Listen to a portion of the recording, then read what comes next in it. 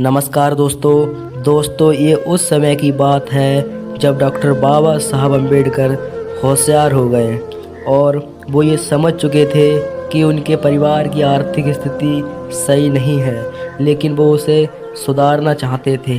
तो इसके लिए बाबा साहब अम्बेडकर ने एक बार सुना था कि सतारा जाने वाले लड़कों को मुंबई जाकर काम मिल जाता है।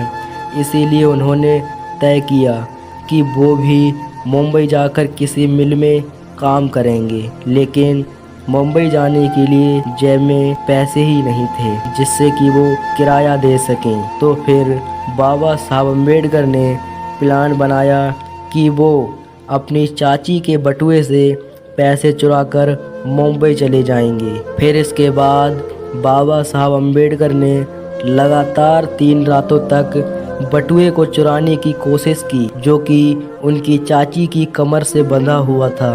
इसीलिए उन्हें कोई सफलता नहीं मिली। कहीं चौथी रात को जाकर वो बटुआ बाबा साहब के हाथ आया, लेकिन साथियों, निराशा की बात तो ये थी कि उस बटुए में इतने पैसे नहीं थे कि वो मुंबई जाने का किराया दे सकें। लेकिन साथियों, 4 रातों के इस कठिन परिश्रम ने बाबा साहब अम्बेडकर को अंदर से हिलाकर रख दिया।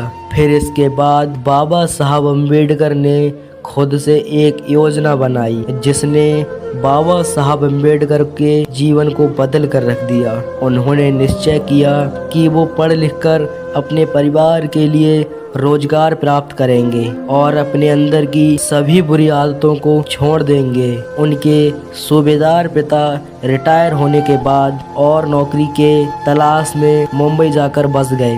वहीं पर मराठा स्कूल में डॉक्टर बाबा साहब अम्बेडकर का एडमिशन करवा दिया। फिर वहां पर डॉक्टर बाबा साहब अम्बेडकर ने हार्वर्ड की इंग्लिश स्पीटर और बहुत सी अन्य किताबों का अध्ययन किया और फिर इसी तरह वो अपनी पढ़ाई के साथ साथ बहुत से अन्य ग्रंथ और किताबें पढ़ने लगे। इसी तरह पढ़ते पढ़ते बाबा साहब अम्बेडकर को बुक्स पढ़ने का शौक़ लग गया। लेकिन साथियों, उनके पिता को उनका ये शौक़ काफ़ी महंगा पड़ने लगा। लेकिन उनके पिता ये चाहते थे कि बाबा साहब अम्बेडकर पढ़ लिख कर बड़ा आदमी बने।